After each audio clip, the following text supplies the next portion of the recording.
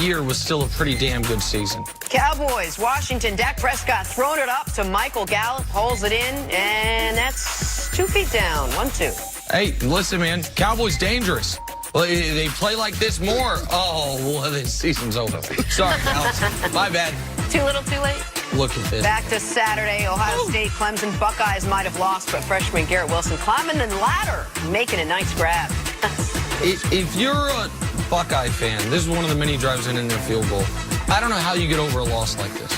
You had 3 reviews. I think they all might have been called correctly, but they all went against you in the most horrifying fashion. The tough one was the Raw's catch, no catch, which resulted in a fumble that was scooped and scored. That's a tough call. Or the sack that ends up not being a sack, it's a first down, and one of your better players gets kicked out of the game. It's a great win by Clemson, a brutal loss for Ohio State. All right, moving on to the Dallas Cowboys now, and their needs and their wants. Dallas needed a win and an Eagles loss if they wanted to get to the postseason. They got the win routing Washington. They didn't get an Eagles loss as Philly pulled away from the Giants to win the NFC East. Eagles are moving on. Cowboys are going home, leaving Jerry Jones to answer many questions about the future of his franchise, most notably about his head coach, Jason Garrett. Out of respect to Garrett, would you kind of make a quick decision just so he won't be twisting to a certain extent? Again, I'm not going to comment on anything to do about those kinds. Just say I really know that that's the order of things and what we want to hear and talk about. If I've got anything to say, substance tonight, other than my disappointment about not being in the playoffs, but I'm not going to get into that out of respect for everybody. How much do you want to be the coach here in 2020? Yeah, I want to be the coach of the Dallas Cowboys, but we'll see what happens. Do you think you will be the coach of the Cowboys? I have no idea. All right, Nick, is Jason Garrett, though, responsible for the Cowboys not making the playoffs, for everything that happened to this team this season? He's not solely responsible. If we're doing a pie chart, he does not have the majority of it, but he's got the biggest piece of it. And when you look at the Cowboys and you look at their numbers, not just the eye test of talent, but their point differential. Their point differential this year was plus 113. That is elite. The only teams better than that this year: Baltimore, New England, San Francisco, Kansas City, New Orleans. What most people think are the 5 best teams in football, maybe with Green Bay sprinkled in. Every team, 11 teams in the NFL had a point differential, meaning they outscored their opponents on the season by more than 30 points. 30. 10 of them are in the playoffs. The 11th is the Dallas Cowboys, and they, again, were top 6.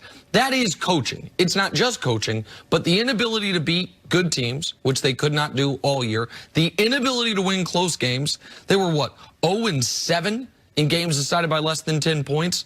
That is coaching, not exclusively, but partially. And once again, for the 4th time in Jason Garrett's career, it wasn't this week, but last week, you had a win and you're in game in week 16 or 17 against a divisional opponent, and for the 4th time in those 4 opportunities, they lost. So Jason Garrett's fate, to me, was sealed a month ago when Jerry Jones put him on notice after the Patriot game saying, Jason will be coaching in the league next year, but didn't say where. And then they fell flat against Detroit, and they fell flat against Buffalo, and they fell flat against Philadelphia.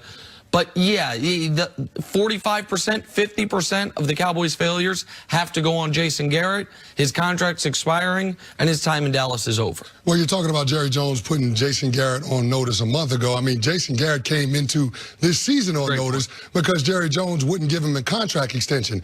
There's a reason why NFL teams don't allow coaches to be lame ducks going into a year. Just because you want the players in the locker room to respect the head coach's authority. But if you're a guy in that locker room, if you're DeMarcus Lawrence or if you're Ezekiel Elliott, you have more job security than your head coach does. And that does something to a team's mentality. So we're trying to figure out why Jason Garrett couldn't get this team to turn on the light switch, why he couldn't get this group going. One of the rosters that we said was the most talented coming into 2019.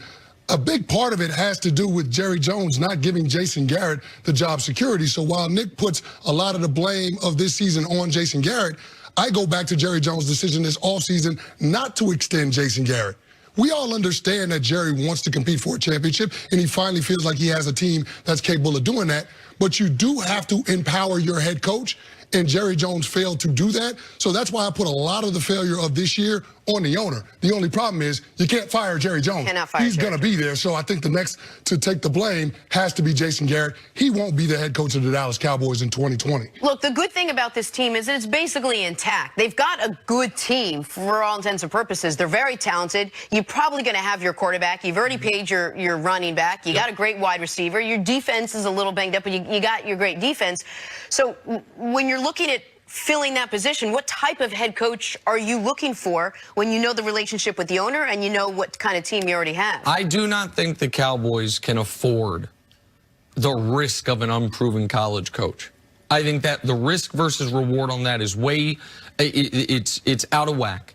They are not rebuilding. They cannot have a year of growing pains where you figure some things out, you show some good things, and it's like, all right, it's about 2021 now. It is win right now. Win now mode for the Cowboys, honestly, started the year following 2016. They didn't know they were in win now mode in Dak's rookie year. But when you go 13-3, when you have the rushing champion Zeke Elliott, they were in we can compete for a Super Bowl right now from 2017 forward. 17, they missed the playoffs, go 9-7 after Zeke's suspension.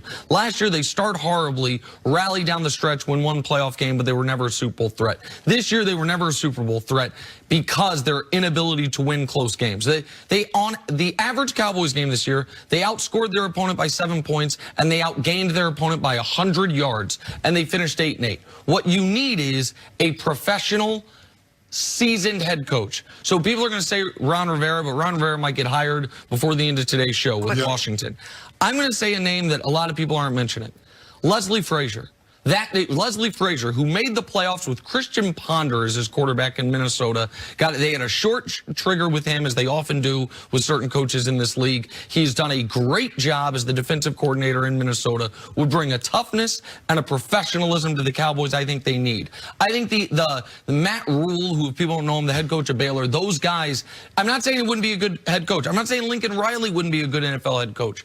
But if they're a disaster, by the time you can recover from that, Zeke's done. Like, how long you're on a totally new team, so I want a known quantity as a head coach. And if he's a defensive-minded coach, to me, that's all the more of a bonus because it's a switch from what they have now. No, you're right. Once teams go through a coaching change, they usually go in the opposite direction of what they've already had. Jason Garrett, an offensive mind, they're probably going to lean toward the defensive side of the ball. But I'm with you in terms of not taking a chance on a college coach. You don't need a question mark at your head coach position when you have championship aspirations. But I don't think that the Cowboys can stay the course either. You can't go status quo and run this thing back with Jason Garrett. That's just not an option. You've had this guy there for the decade. He's had 9 full seasons. He took over with, I think, 8 games left in 2010 as the interim head coach after they moved on from Wade. But, I mean, in looking at Jason Garrett, it just has not been good enough. 85-67 is the record, but you've only got 3 playoff berths,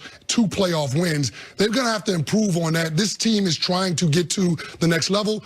I don't think Jason Garrett can take them there. I do think they need to find a coach that has NFL experience in that role as a head coach in order to put this team in the best position to try to compete in 2020. But quickly, you don't think Jerry Jones wants to bring in a name? He's a splashy owner. You don't think he the reason he had Urban in his box, the reason there's then let me throw a name at you. With Lincoln. Let me throw a name at you that checks the box of experience, not going offense to defense, though.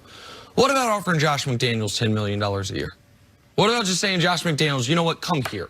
Belichick's going to coach there forever. You almost went to Indy. Josh McDaniels has the experience, obviously has learned from the greatest coach of all time. That maybe is a way to thread the needle of that is a name, but it also has some experience to it. That's a name I'd be on the lookout for as well. The only thing with Josh McDaniels is you have to wonder whether he'd be cool with Jerry Jones being the general manager. Because if he's learned anything from Bill Belichick in his first tenure as a head coach with the Denver Broncos, it's probably in my best interest if I have control over the roster.